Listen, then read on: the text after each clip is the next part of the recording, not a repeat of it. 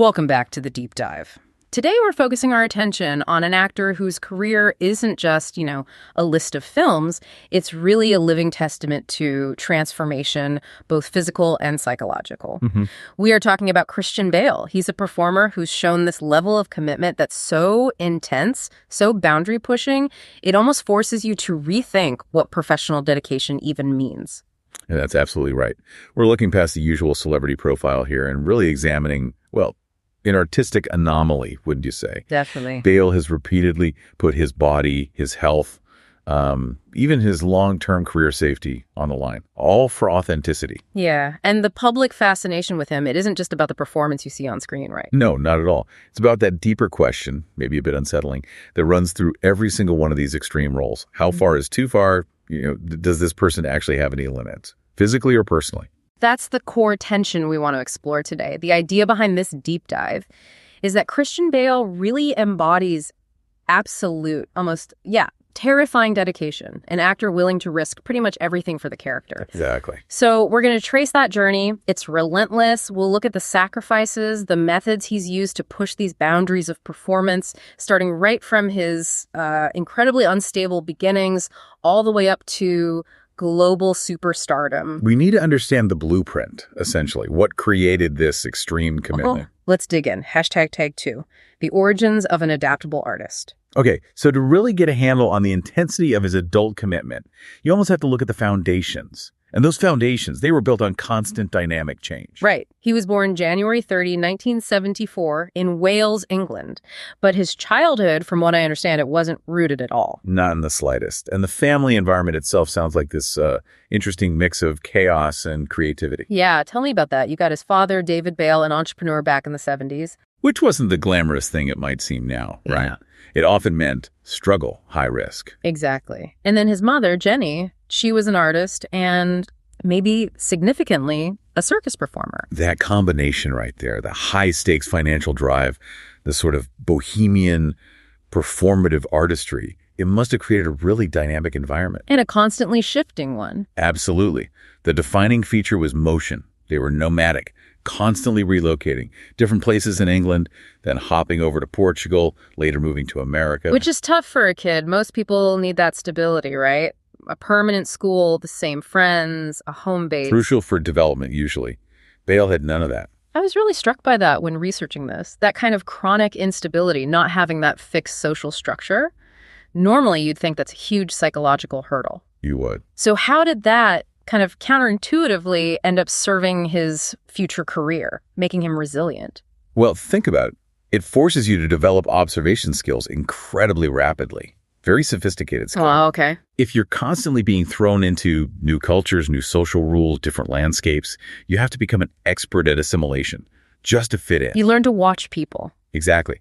How they behave, subtle cues, adjusting your own accent maybe, mimicking social norms just to survive socially, feel integrated. He didn't have the luxury of a fixed identity. So he was always learning to inhabit a new world. Pretty much. Yeah. A social chameleon, really, out of necessity. And all that constant change, it just enriched his understanding of human nature. It's incredible diversity. So he was basically training for method acting before he even knew the term. This constant need to observe, adapt, not rely on a fixed self. It pushed him towards performing. It makes perfect sense. No surprise then that he ended up in front of a camera pretty young. Age 8, right? Doing commercials. Yeah, for things like Lenore fabric conditioner, Pac-Man cereals. Very British, very practical ways to get started. Those practical steps then led to something huge. The breakthrough in '87. Steven Spielberg's Empire of the Sun. And that wasn't just, another kid role. It was immensely demanding. Playing Jim Graham, exploring World War II hardships from a child's perspective. That needs serious physical stamina, but also emotional depth, right? To process things like loss, resilience at that age. Huge themes. And the story behind his casting tells you so much about what Spielberg saw. Right, the director auditioned, nearly 4,000 kids? Something like that. Casting a massive net, UK, US, looking for someone who could carry this complex, dramatic story.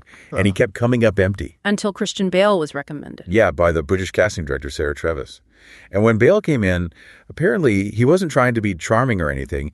He was just presenting the character's truth. And Spielberg. Spielberg, who has this knack for spotting raw talent, was reportedly just mesmerized, particularly by the intensity in Bale's eyes during the audition. And his famous reaction wasn't just, he's promising. No, it was much deeper.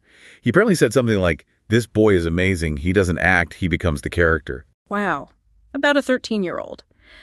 That phrase basically foreshadowed his entire career for the next, 30-plus years? It really did. Empire of the Sun put him on the map as this prodigious talent. But you know how Hollywood is. Loves to put people in boxes. Exactly. So that early success quickly turned into pressure. Tag 3, the American Psycho gamble and the need to evolve. Yeah, that post-Empire period sounded pretty tough. He hit that classic child star problem, the plateau. Casting agents wanted him to keep playing the same kind of role. Handsome, intense, young lead. And he apparently found that artistically suffocating. And personal stuff was piling up too, right? His parents divorced, which led to financial instability. Yeah, significant instability. So he had to take roles just for the money, not because they challenged him. He's talked about feeling really disappointed with his career then, feeling stuck. Caught between needing to pay the bills and wanting to do something, more. He was desperate for something that would shatter that perception. A high-risk pivot, something dark, complex. And that opportunity finally came knocking in '98 with the casting for American Psycho, though the film itself wasn't widely released until 2000. And talk about a gamble. That film was the definition of risky. The book it's based on, Bret Easton Ellis's novel, was notoriously controversial. Oh, yeah. Widely attacked for the graphic violence, the misogyny, the whole disturbing subject matter. Playing Patrick Bateman, that psychopathic investment banker. Many saw that as career suicide for any big-name actor. Which explains the casting drama. Leonardo DiCaprio, fresh off Titanic, biggest star on the planet, Was offered the role and turned it down. His team saw the risk, right? Playing that kind of meticulous yet totally chaotic killer could torpedo his image, his global fan base. Way too risky for his established brand at that point. Yeah. So the studio, Lionsgate, they were scrambling. They needed a big name to make this controversial film bankable, so they went after guys like Ewan McGregor, Brad Pitt. Right. Bale, despite his talent, he wasn't considered bankable yet. He actually had to fight really hard for the part, even agreed to a super low salary. It was only when those other big names passed that he finally got it. And this is where we really see his preparation philosophy start to crystallize, going beyond just acting technique. Absolutely. Bateman is all about obsessive perfectionism, especially his body, his fitness routine. So Bale couldn't just look fit. He had to look almost pathologically controlled, aesthetically sterile even. Exactly. He made sure his body had absolutely zero extra fat, sculpted, perfected. It was like a physical manifestation of Bateman's cold, meticulous nature. That external perfection mirroring the internal void. If Bateman's life is a performance, the mask has to be flawless. Precisely. And the prep wasn't just physical. The mental side was just as intense, maybe more so. How so? To really get that cold, detached vibe of Bateman, Bale isolated himself quite intensely during the shoot. Why was that necessary? Well, Bateman sees people and the world as objects, right? Interchangeable props. Bale needed to cultivate that feeling of meticulous removal. He studied the character's detailed routines, the skin care, the posture, that specific voice modulation that barely hides the emptiness underneath. So the body is the performance, in a way. Bateman's perfect physique isn't about health. It's control over chaos. It's the shell. Exactly. And when the film came out, yeah, the critics were divided. Many didn't get the satire, struggled with the violence. But everyone agreed on one thing. Bale's commitment was extraordinary, unflinching. That role really established him as an actor willing to prioritize the difficulty, the authenticity over career safety or commercial success, marked him as a high-risk craftsman. Definitely. And after pulling that off, he proved his range. He cranked out 5 films in the next couple of years, including Equilibrium, which became a cult classic. So Hollywood finally saw him as this versatile adult actor, not just the kid from Empire. But even with that reputation, I don't think anyone was ready for what he did next, the lengths he'd go to physically. Yeah, if American Psycho was the career pivot, The Machinist in 2004, that was the physical and mental ordeal that really cemented his legendary status. It wasn't just acting, it was almost self-erasure. The Machinist. It was a low-budget psychological thriller, right? About Trevor Resnick, a factory worker tormented by insomnia and guilt. And the character needed to look absolutely ravaged, physically and psychologically decayed.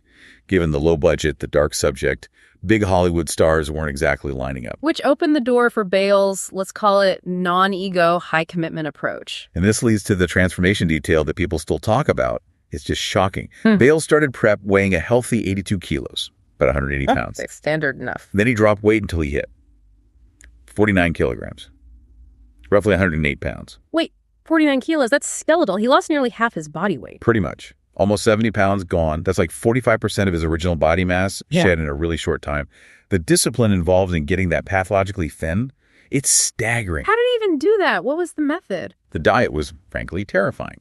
His daily intake was reportedly just 1 apple and 1 can of tuna. That's it, per day. Per day. We're talking maybe 200 to 300 calories daily, which, for context, is about a tenth of what an average adult male needs. He was basically in a state of self-induced, prolonged starvation. That sounds less like a diet and more like self-punishment. I assume doctors were freaking out. Oh, absolutely. Yeah. They issued severe, urgent warnings. The risks were huge. Nutritional deficiencies, muscle atrophy, including the heart muscle metabolic shutdown, potential long-term damage to organs like the liver, kidneys. Yeah. Your body literally starts consuming itself for energy at that point. Okay, I have to push on this a bit. We praise it as ultimate commitment, but isn't pushing past severe medical warnings, isn't that crossing a line from dedication into something like dangerous recklessness, maybe obsession? And that is the core tension of his career. It's a vital question. For Bale, though, the motivation seemed to go beyond just technique.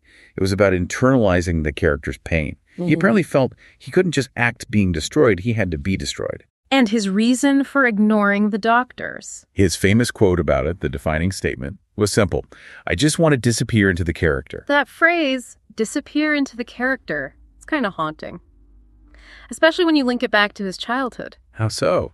Well, if you spend your youth constantly adapting, changing environments, never forming a fixed identity, maybe the ultimate artistic expression is deliberately erasing yourself, disappearing. The physical extreme becomes this ultimate act of control over a life that was maybe defined by chaos before. That's a really sharp insight. The control he maybe couldn't exert over his nomadic youth, he exerted completely over his own biology as an adult. The physical discipline became a psychological tool. And the film itself became another cult classic, largely because of that performance. The transformation wasn't just a gimmick, it was the artistry. And that extreme sacrifice cemented his reputation. Not just versatile, but utterly committed, boundary pushing. And incredibly, that very act of self-destruction led almost immediately to the biggest professional challenge of his career. Right. The world was still kind of reeling from the image of skeletal Trevor Resnick when Christopher Nolan came calling. Nolan was prepping Batman Begins. He wanted to ditch the campiness, go for something gritty, realistic, grounded. Exactly. And Nolan didn't just want a handsome lead.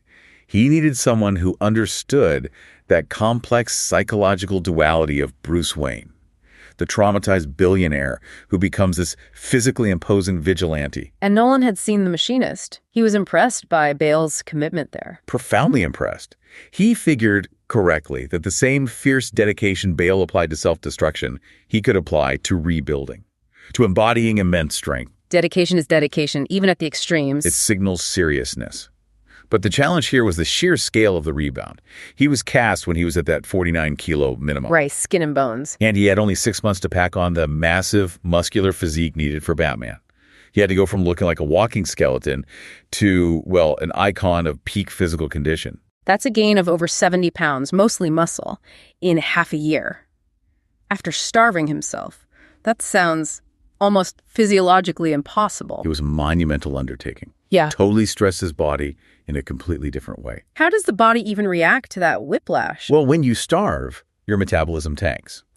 Then, if you suddenly flood it with thousands of calories, it often just stores it as fat, like a protective measure.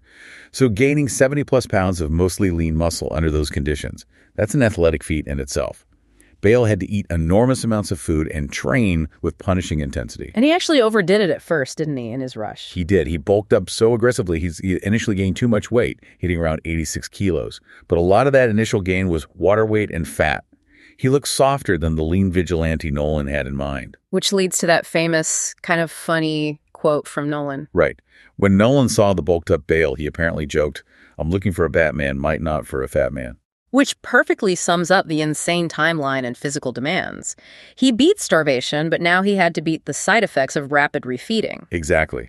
So what did he do? What was the adjustment in those last months before filming? He had to pivot his training immediately, focused on this brutal regimen to slash his body fat percentage while keeping all that newly gained muscle.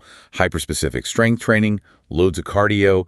He essentially had to engineer his body. Survive starvation, survive rapid weight gain, then sculpt the perfect Batman physique. Exhausting, biologically stressful, but necessary for that imposing, grounded look Nolan wanted. And beyond the muscles, his actual acting was key in redefining the superhero genre, wasn't it? Oh, absolutely. He used that deep adaptability we talked about to show Bruce Wayne's tortured past, the vulnerability beneath the surface, and then seamlessly switch to the disciplined, complex, maybe slightly unhinged Batman persona.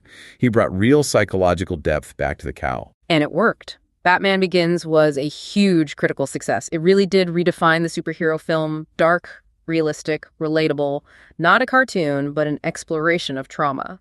And that success shot Bale into global superstardom. It also gave Nolan the clout, the studio confidence, to launch what became the legendary Dark Knight Trilogy. #tag6. The dedication cycle continues. Okay, now this is the point where most actors, having landed a massive franchise like Batman, would probably, ease off the extreme transformation. Right.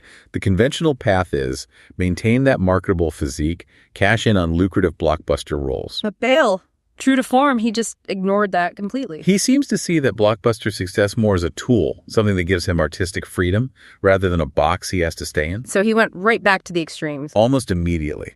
In 2006, just 2 years after getting into peak Batman shape, he did Rescue Dawn with Werner Herzog.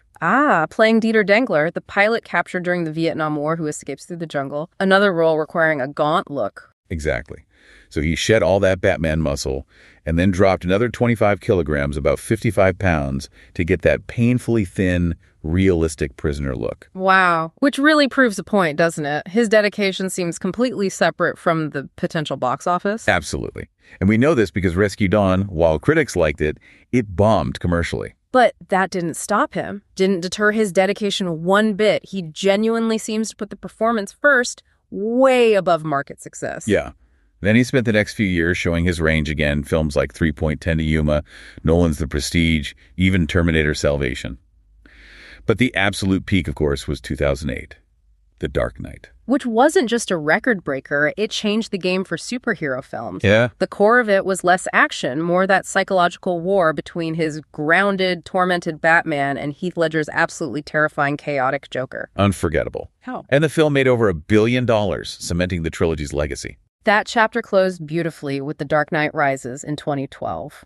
A really well-deserved farewell to his version of Batman. But that transformative itch, it never really went away, did it? Not at all. The cycle just continued, but the direction shifted dramatically. Well, now so, after almost a decade defined by losing weight, then rapidly rebuilding, what came next? He started focusing on significant weight gain for characters. Swap the skeletal look, the superhero physique, for, well, the portly, often historically specific, middle-aged man look. Which is a different kind of dedication, right? Not self-erasure through starving, but embodying a character through physical burden, maybe. That's a good way to put it. You see it in films like American Hustle, and especially Vice. For both, he gained around 20 kilos, like 45 pounds. And it wasn't just weight. He manipulated his diet to get a specific kind of visceral texture that fit the character's life. Playing Dick Cheney in Vice, he was completely unrecognizable. Totally. It wasn't just the weight. It was the posture, that deep guttural voice, the mannerisms of this entrenched political operator. That commitment to gaining weight, which can be just as hard and disciplined as losing it, shows he'll alter himself in basically any direction the role demands. And just when you think you've got him pegged, serious dramas, historical figures, weight transformations, he does something completely unexpected. Right. He jumps into the Marvel Cinematic Universe. Which surprised everyone. Taking on Gore, the God Butcher in Thor, Love and Thunder, huge genre leap. From serious drama to comic book fantasy. But he brought that signature intensity with him. Totally. He stripped back the weight again, put on the pale makeup, and delivered another really dark, menacing, unsettling performance. He didn't phone it in like some might in a big franchise role. Yeah. He grounded Gore in real emotional pain, real intensity. It was just a reminder that even in the most fantastical setting, his core dedication, making the character feel specific and real, it's absolute. So his career isn't a straight lineup. It's more like these radical swings, right, between extremes, denial and indulgence, loss and gain, all for the craft. Yeah, when you look at the whole arc, that nomadic childhood, forging adaptability, the American Psycho gamble, the self-annihilation for the Machinist, the insane physical shifts for Batman, you can start to see this singular, demanding philosophy behind his work. The main principle seems to be prioritizing dedication, authenticity, capability above everything else. He completely disregards career safety, ignores potential commercial results. Consistently. He ignores the usual industry advice, stick to a type, maintain a profitable look. Nope. He focuses entirely on what the immediate role demands. It feels like the purest form of an artist's ideal, almost. The transformations aren't just tricks, they're techniques that let him escape his own identity and truly become someone else. And that connects right back to his childhood, doesn't it? The constant movement forced him to shed identities, adopt new ones just to fit in. As an actor, he just perfected that mechanism. Transformation isn't just a tool for him, it seems like a necessary state, almost natural. He really embodies that idea that success is just a byproduct. It's not the goal. The real goal is perfecting the craft, no matter the personal cost, the physical cost. And that unique, almost boundless dedication. That's what sets Christian Bale apart from pretty much every other actor working today. He isn't just committed. He kind of defines the extreme edge of commitment. It's inspiring, definitely, but also maybe a bit complex, even cautionary, perhaps.